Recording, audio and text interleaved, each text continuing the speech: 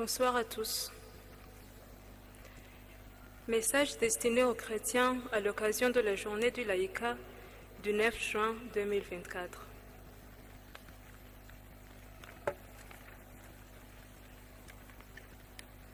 Chers frères et sœurs chrétiens, comme il est de coutume, chaque année, l'Église catholique au Rwanda célèbre la journée dédiée à la mission des laïcs dans l'Église. Journée qui coïncide avec celle où nous fêtons les martyrs de l'Ouganda. Le thème de la journée du laïcat de cette année est ainsi libellé. Que Dieu qui donne l'espérance vous remplisse de paix et de joie à cause de votre foi. Tiré du lettre de Saint Paul apôtre aux Romains, chapitre 15, verset 13. Nous célébrons cette journée du laïcat au moment où l'Église chemine vers la célébration du jubilé de 2025 ans de notre rédemption et de 125 ans de l'évangélisation du Rwanda. Nous avons entrepris cette marche pendant que l'Église universelle vit encore le synode qui nous donnera des orientations sur la façon de travailler ensemble et de travailler sans discordance, chacun dans sa vocation propre. C'est Dieu qui est la source de l'espérance et du bonheur. Dans la première lecture, nous avons entendu que nos premiers parents, après qu'ils eurent péché, ont pris peur et sont allés se cacher loin de Dieu, se séparant de lui, et ont commencé eux-mêmes à se chamailler entre eux. Malgré cela, Dieu ne les a pas abandonnés et il a entrepris un plan de les ramener et de les sauver. Dans la deuxième lecture, Saint Paul aussi nous fait comprendre que les difficultés du moment présent ne nous font pas peur parce que nous espérons à une gloire éternelle. Il exprime en ces termes « car la légère tribulation d'un instant nous prépare jusqu'à l'excès une masse éternelle de gloire, à nous qui ne regardons pas aux choses visibles, mais aux invisibles. Les choses visibles, en effet, n'ont qu'un temps, les invisibles sont éternels. » Saint Paul compare la vie de notre chair, vouée à la mort, à une demeure éphémère ou à un vêtement que l'on porte et qui s'use. Il nous fait comprendre que c'est au ciel, dans la demeure du Père, que nous porterons un corps de gloire, c'est-à-dire un corps ressuscité. Mais pour que cela advienne, il nous est demandé d'être caractérisés par de bonnes œuvres. En effet, c'est Dieu qui est la source de l'espérance et de la foi. Les martyrs de l'Ouganda, dont nous faisons mémoire aujourd'hui, nous ont donné un excellent exemple de foi et d'espérance. Nous méditons sur la façon dont ils se sont unis au Christ de manière forte et se sont unis entre eux.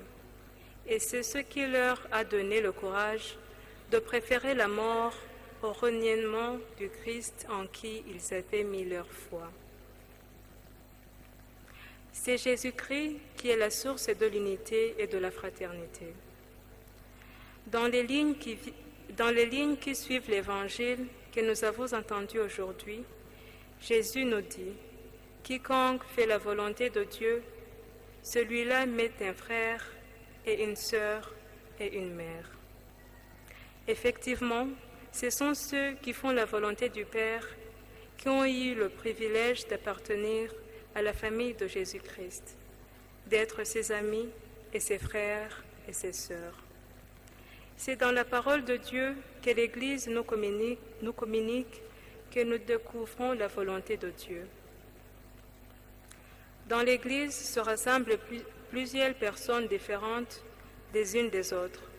Elles sont différentes par les origines, la culture, les races et d'autres caractéristiques encore, et pourtant elles sont toutes unies autour du Christ et en qui elle croit.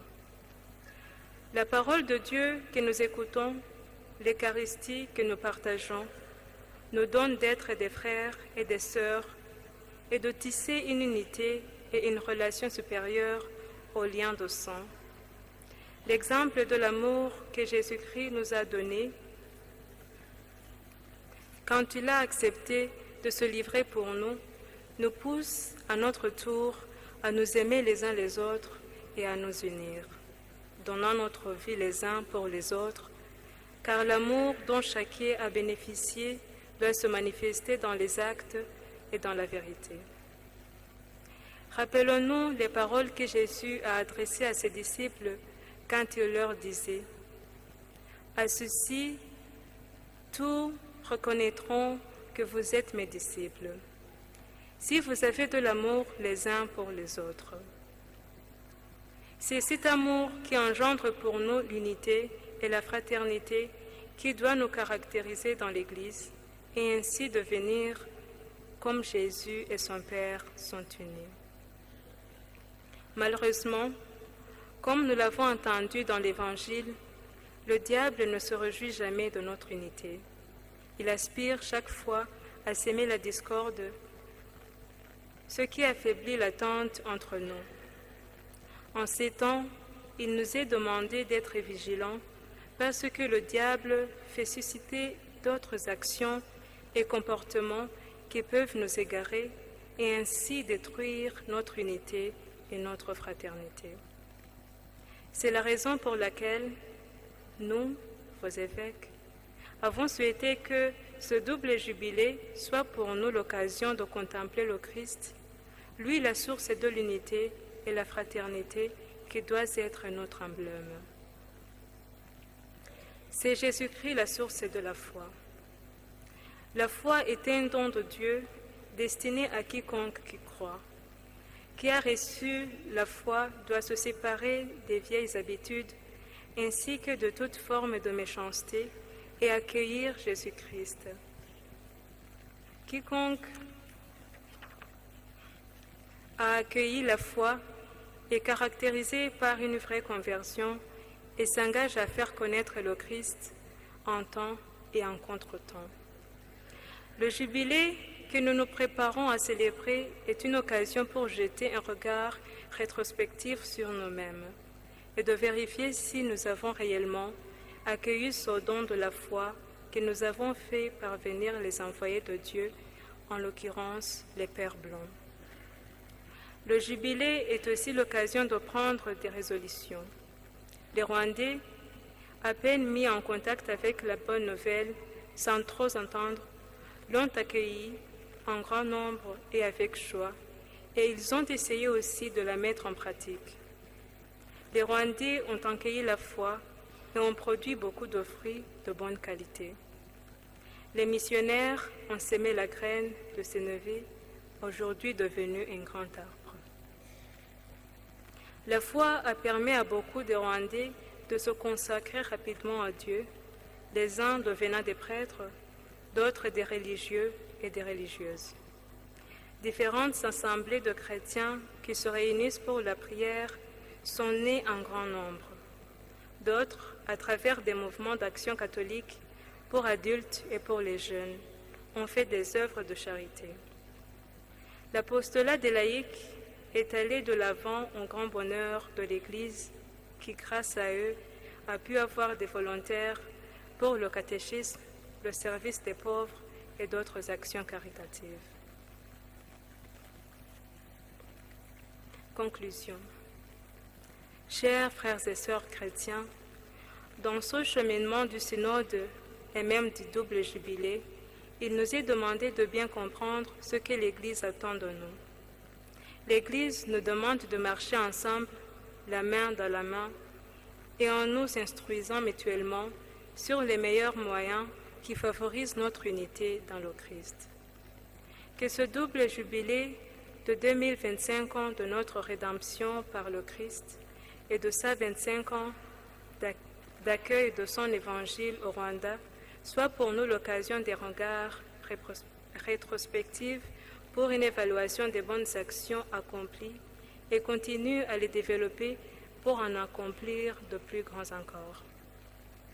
Nous nous réjouissons toujours de l'esprit de solidarité dont vous faites montrer, chers laïcs, dans votre collaboration avec les prêtres, que ce soit en apostoral ou dans les œuvres de développement durable dans l'Église.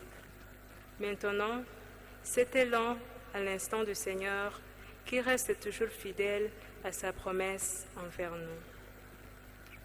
Chers laïcs, nous vous rappelons que vous avez un rôle irremplaçable dans l'Église et que pour ce faire, il vous est demandé d'être des témoins en parole et en acte, puisque la foi sans œuvre est une foi morte. Nous remercions les chrétiens qui continuent à le manifester par la proximité avec leurs prêtres et en étant également proches de leur paroisse par une aide multiforme. Nous vous remercions toutes particulièrement pour votre contribution en faveur de la Commission pour l'apostolat des laïcs en cette journée qui vous est dédiée. La contribution donnée jusqu'ici nous a permis d'acheter une propriété terrienne sur laquelle sera érigée une structure d'accueil pour les pèlerins qui se rendent à Kibeho. Cette structure sera vôtre et c'est pourquoi nous vous demandons de continuer à appuyer votre commission pour qu'elle puisse sans trop tarder réaliser ce projet. Sainte Vierge Marie, Notre-Dame de Kibeho, intercède pour nous. Que Dieu vous bénisse. De la part de Monseigneur Papias Musengamana, évêque du diocèse catholique de Byumba et président de la commission épiscopale pour l'apostolat des laïcs et des intellectuels. Merci et bon dimanche.